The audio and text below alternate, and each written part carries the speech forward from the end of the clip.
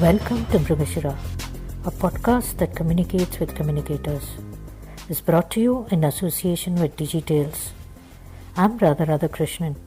Let's begin. The communication industry has undergone a massive metamorphosis in the last 5 years, especially during the pandemic. The proliferation of social and digital media has made it even more imperative that leaders and managers understand the behavior of millennials, understand their needs and career objectives. It's here that reverse mentoring plays a crucial role. Nakul Ghai, an integrated communications professional, talks about the need for reverse mentoring and how it helps today's leaders. Listen. Hi Nakul, welcome to Mrigashira. With millennials, do you see the PR industry undergoing a dramatic change in how the leadership role is being cast? Hi Radha, I have a slightly different perspective on this, and I can probably explain it to you in two parts. I think PR, by the virtue of its function, I think it has undergone a massive metamorphosis, especially in the past 4-5 years. And I think it's partly due to the pandemic, and it's also because of the increasing penetration of the digital and social media. So with this, what has happened, I think traditionally or for the longest time, PR was seen as something which is, which results in coverage, print coverage to be specific across CAT publications. But if you look at PR today, it's very wide. I mean, it includes influencer marketing, it includes advocacy efforts, you have reputation management, crisis communication, so on and so forth. So I think the scope for creativity, the scope for new and refreshing ideas and strategic thinking has only increased manifold. And I think it is right here where millennials come into the picture, because they're young, they're vibrant, they're full of vigor, and they have passion and new ideas. So basically, they have a potential to do things differently. And because of this, I also feel that, millennials or the concept of reverse mentoring has started to happen. So now millennials are teaching leaders or, are helping their leaders to actually catching up with new technologies, new platforms, new ideas. And I think seeing the pace at which millennials and their leadership is growing, I think this is only bound to grow in future. One of the interesting things you said, Nakul, is about reverse mentoring. When it comes to leadership, one of the key characteristics people talk about is good relationship. And how does a leader and a millennial leader develop a good rapport and relationship? What kind of insights you have here? Sure, I think that's a very interesting question. Radha, I feel that, primarily we all are humans. And so by the virtue of our nature, I think we are driven by emotions. So I think not just, the relationship between a millennial or a leader, I think the key to any good relationship is humility and respect. So, and I think as long as you are being respectful and as long as you are humble, I think half the battle is won. So I think you are able to establish then like a good rapport with whosoever you want to establish it with. And this also somehow brings me to comment on the client agency relationship, because I think that is also something which sits at the core of what we do in PR and communications. I think most often than not, a lot of times, in fact, clients look at their agencies as subordinates and not as partners in growth. And I think that's not the right way to look at it, because I have been somebody who has been on the agency side as well, and now I'm on the brand side. And I think the reason why I have flourished or I have grown so much in this industry is also because of the respect, support, and acknowledgement that I had received from my clients. And now when I'm on the brand side, I think I like to give it back to whoever I work with. And considering all these facets, I feel that, the best key, to maintain like a good rapport is genuinely being humble, being respectful, and being true to yourself. I think that's the key, according to me. But how easy or how difficult it is to do all this when you're on the agency side? I think, a lot of times agency people feel, and this is basis my personal experience, that, they don't have a right to put their opinion across the table. But I think that's not how it is. If they are being rational, if they have a research, or if they have, if they have research and if they have, some corroborating data to support whatever they are saying, or to, support the suggestion that they are making, the clients are more than happy to, take it. So I think it's only the fear, and I think mostly I think agency people feel that they are not at par with the clients, but I think that's also where the fallacy lies. I think when both the parties, like both the clients and agencies, when they start working as partners, I think this challenge can very easily be defeated. That's what I feel. That's interesting. And last year, AdFactors PR had announced constituting a millennial board, a 16-member shadow board of directors, comprising of millennials under Yes. 30 years to support its senior leadership, right? How do you see this development, and how do you think this helps in grooming leadership? It's a step in the right direction. And when I read that news, I was quite happy to see that. It's good. I think that organizations across the board are recognizing the potential of millennials and their leadership. I think it's very important for organizations to empower the millennials to make and take critical decisions, because at the end of the day, they are passing on the baton to future leaders. I also feel that this is one of the right ways to actually reap true benefits of India's demographic dividend where we stand today. So, because I'm a big advocate of millennial leadership, I genuinely am very happy to see this. And I think more and more organizations should take such initiatives, because it's only going to empower the millennial leadership, which is quite the need of the hour.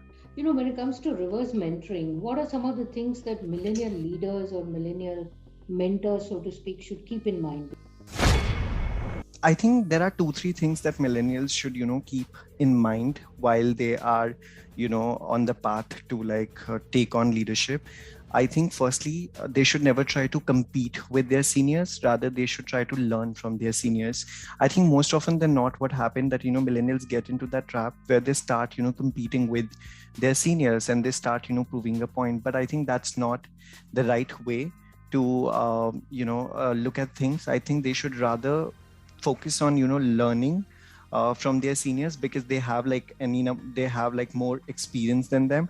And I think after taking that learnings, they should observe and take best practices from it, and then chart their own path. So I think that's the right way to look at this. Second thing I think which millennials should keep in mind is that they should never take any feedback to their heart. I think they should know that whatever feedback is going to come their way, it's only going to improve them for future. It's only going to help them in future. So they should not really take any kind of feedback to their heart, and they should look at things constructively, and and work around it. Yeah.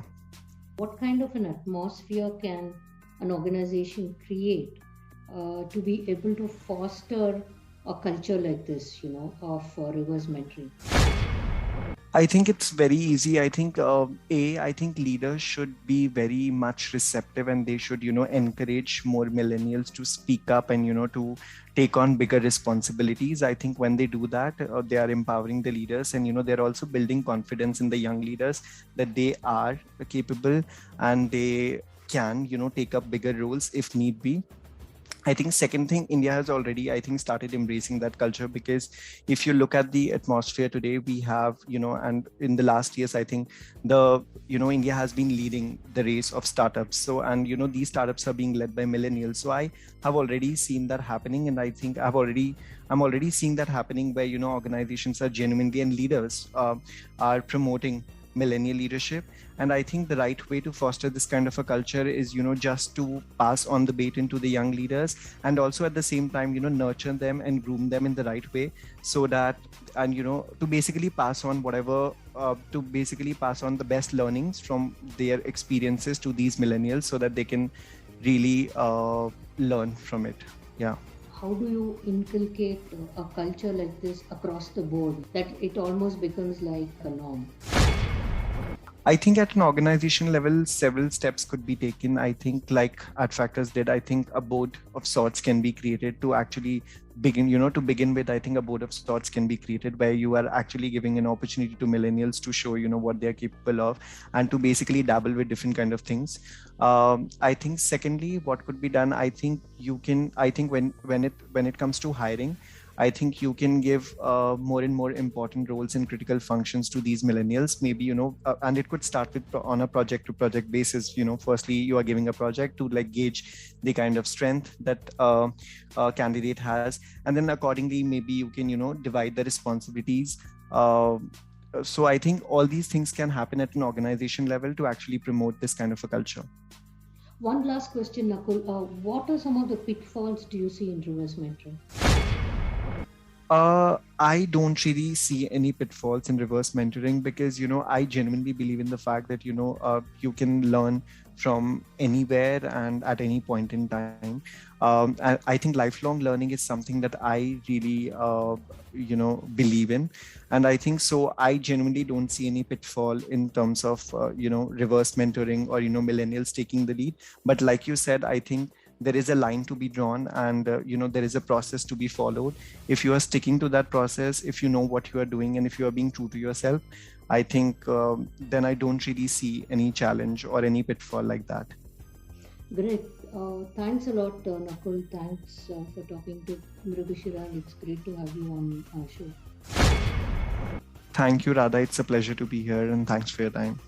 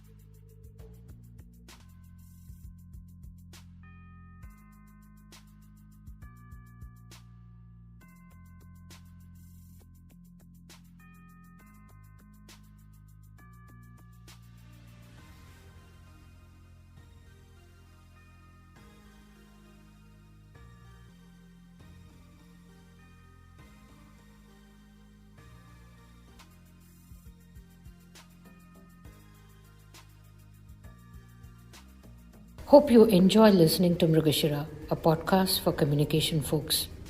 Do share your suggestions and feedback on mrigashira@digitales.co.in.